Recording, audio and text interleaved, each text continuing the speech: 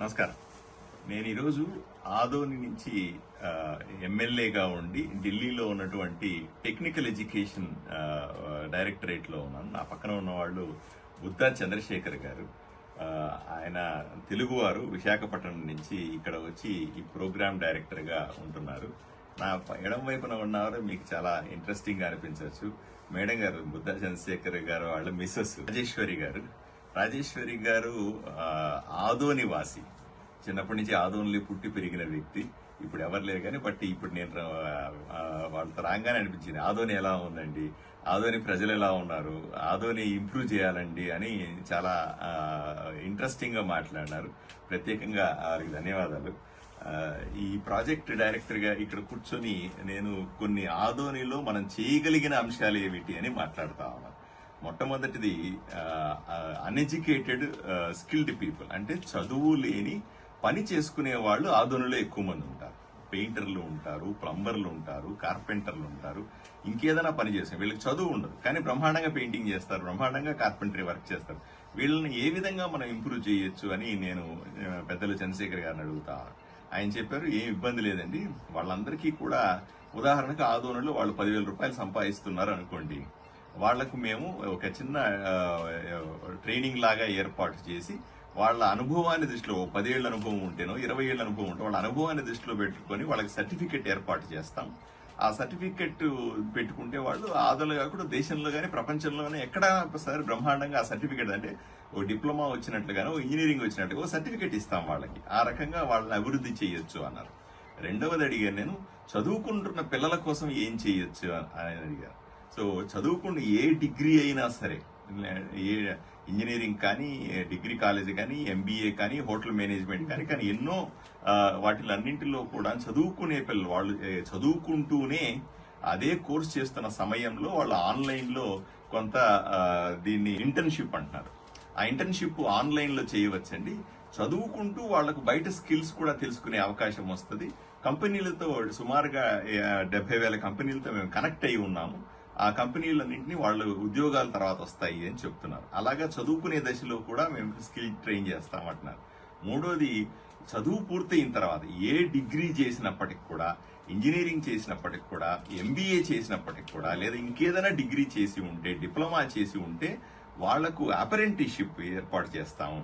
వివిధ కంపెనీల్లో, దేశంలో ఉన్నటువంటి వేలాది కంపెనీలన్నీ కనెక్ట్ అయి ఉన్నాయి. వాటిల్లో మేము వాళ్ళకి డబ్బులు ఇచ్చి, వాళ్లకు జీతంలాగా ఇచ్చి సంవత్సరమో 2 ఏళ్ళలో వాళ్లకు స్కిల్ ని ఇంప్రూవ్ చేసే ప్రయత్నం చేస్తాం.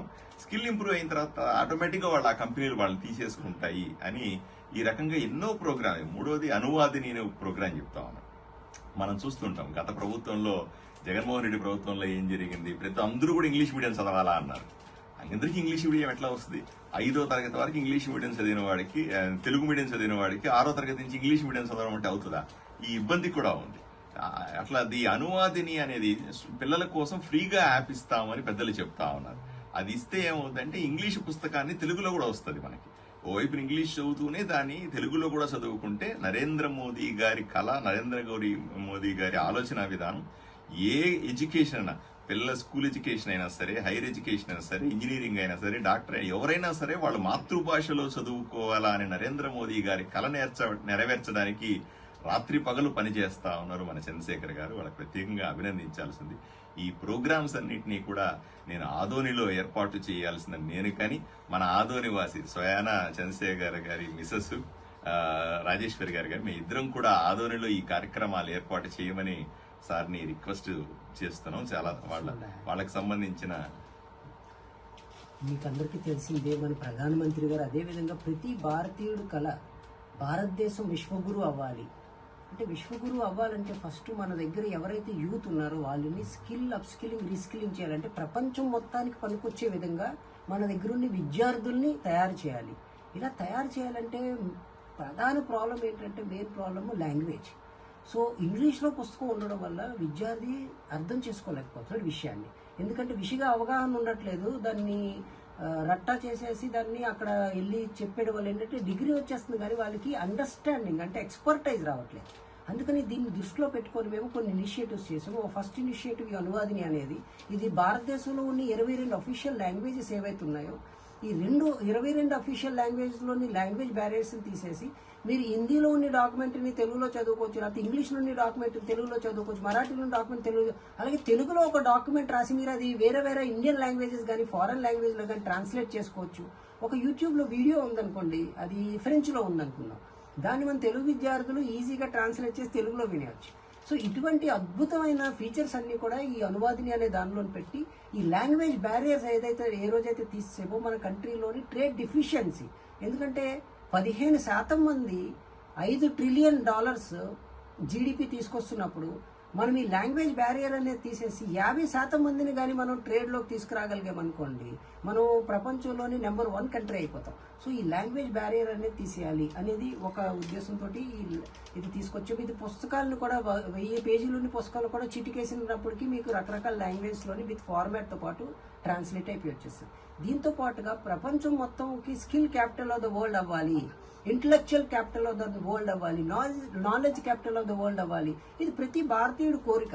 లాస్ట్ 60 సంవత్సరాలు బట్టి దీనికి రకరకాల ప్రయత్నాలు జరిగాయి. కానీ ఇప్పుడు ప్రధానమంత్రి నరేంద్ర మోదీ గారి ఆధ్వర్యంలో ఇప్పుడు వస్తున్న ఇంటర్న్షిప్ స్కీమ్ ఇదేమంటే, కాలేజీలోని ఒక విద్యార్థి జాయిన్ అయిన వెంటనే, అంటే ఆయన డిప్లొమా కాలేజ్ అయి ఉండొచ్చు, లేకపోతే ఇంజనీరింగ్ కాలేజ్ అయి ఉండొచ్చు, లేకపోతే ఆర్ట్స్ కాలేజ్ అయి ఉండొచ్చు, జాయిన్ అయిన వెంటనే ఫస్ట్ ఇయర్ నుంచి కూడా ఒక ఇండస్ట్రీ దగ్గరికి వెళ్ళి, లేకపోతే ఇండస్ట్రీలోని పనిచేసే విధంగా ఆన్లైన్లోంచి వర్చువల్ ఆపర్చునిటీస్ ఇచ్చి ఈ ఒక విద్యార్థిని ఒక గ్లోబల్ సిటిజన్ కింద, ఒక గ్లోబల్ ప్రొఫెషనల్ కింద తయారు చేసే విధంగా ఒక అద్భుతమైన ప్రణాళిక చేశారు. దీనిలోని మేము 78,000 ఇండస్ట్రీస్ని, అంటే మీరు మైక్రోసాఫ్ట్ దగ్గర నుంచి, గూగుల్ దగ్గర నుంచి, సేల్స్ ఫోర్స్, IBM, సిస్కో, మీరు you name it any industry including Kia, మొత్తం ఈ ఇండస్ట్రీస్ అన్నిటిని కూడా మేము దానిలో ఆన్బోర్డ్ చేసాము. అక్కడ వాళ్ళు ఇంటర్న్షిప్ ఆపర్చునిటీస్ ఇస్తారు. సో కాలేజ్లో ఉన్నప్పుడే విద్యార్థి కాలేజ్ నుంచి 6 నెలల బ్రేక్ తీసుకొని ఆ ఇండస్ట్రీకి వెళ్ళి ఫిజికల్గా అక్కడ ఉండి అక్కడ నేర్చుకొని అన్ని విషయాలు వచ్చే విధంగా, ఈ విధంగా మీరు 3 సంవత్సరాల డిగ్రీ అనుకుంటే కనుక 2 సార్లు, 4 సంవత్సరాల డిగ్రీ అనుకుంటే కనుక 3 సార్లు ఇంటర్న్షిప్ ఆపర్చునిటీస్కి వెళ్ళి ఇండస్ట్రీస్తో పనిచేసి వాళ్ళు ఏమైనా స్టైఫండ్ ఇస్తే ఆ స్టైఫండ్ కూడా తీసుకొని ఎక్స్పీరియన్స్ లెటర్ కూడా తీసుకొని, అంటే ఎగ్జాంపుల్ చూడండి, ఒక గవర్నమెంట్ ఆఫ్ ఇండియా మీ దగ్గర మున్సిపల్ కార్పొరేషన్ ఉందనుకుందాం ఆదోనిలో, మున్సిపల్ కార్పొరేషన్ ఆఫ్ ఇండియాలో మీరు ఇంటర్న్షిప్ చేస్తే వాళ్ళు మీకు ఒక సర్టిఫికేట్ ఇస్తారు. ప్రపంచం మొత్తంలో ఎక్కడైనా మున్సిపల్ కార్పొరేషన్స్ ఉంటే మీకు అక్కడ జాబ్ ఆపర్చునిటీస్ పెరుగుతాయి. మీకు అక్కడ ఆల్రెడీ మీరు అక్కడ లోకల్గా ఏవైతే ఉన్నాయో అవన్నీ కూడా నేర్చుకోగలరు. అదేవిధంగా water preserving in our country very important.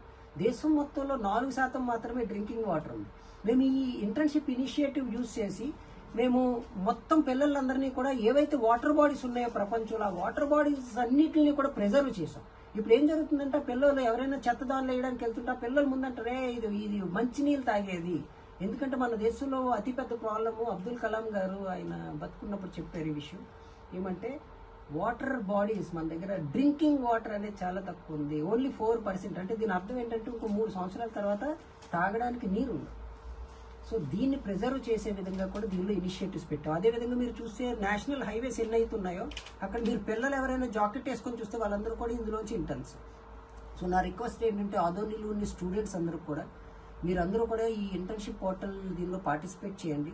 మన ఎమ్మెల్యే గారు చాలా వచ్చిన వెంటనే ఫస్ట్ ఒకటే అడిగారు, ఏమంటే సార్ నా కోసం ఏమొద్దు, మా దగ్గరుండి ఇక్కడ సిటిజన్స్కి, మా దగ్గర నుండి పిల్లలకి, మా దగ్గరుండి ఈ వృత్తి చేసుకునే వాళ్ళకి, వీళ్ళకి ఎటువంటి సదుపాయాలు ఉన్నాయి, వీళ్ళని మనం ఎలా ఎంపవర్ చేయగలం, ఇటువంటి ఎమ్మెల్యేస్ మనకి దేశానికి కావాలి.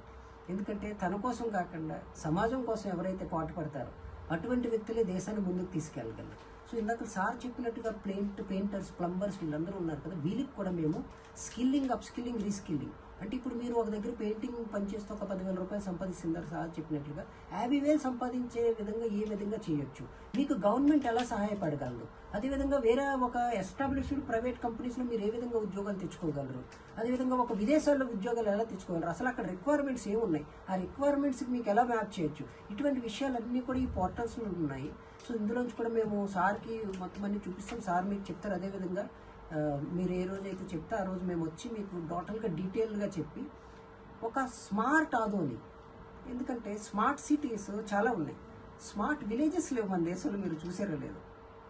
ఒక ఆదోనిని ఒక స్మార్ట్ విలేజ్, ఎందుకంటే ఒకవైపు వ్యవసాయం కూడా చాలా ఇంపార్టెంట్, దాంతోపాటు కూడా ఇండస్ట్రియలైజేషన్, ఈ ఈక్విలిబ్రియం క్రియేట్ చేసే విధంగా మనం చేసుకుని అక్కడ ఆదోని ఒక మంచి ట్రేడింగ్ సెంటర్ కాబట్టి లాజిస్టిక్స్, సప్లై చైన్ మేనేజ్మెంట్ని ఎలా ఇంప్రూవ్ చేయొచ్చు, దానివల్ల ఏ విధంగా ఇంకా ఎక్కువ జాబ్ ఆపర్చునిటీస్ తీసుకురావచ్చు, ఇటువంటివన్నీ డిస్కషన్స్ కూడా జరిగి we are happy to help every citizen of this country and we are so happy to be part of the smart Adoni.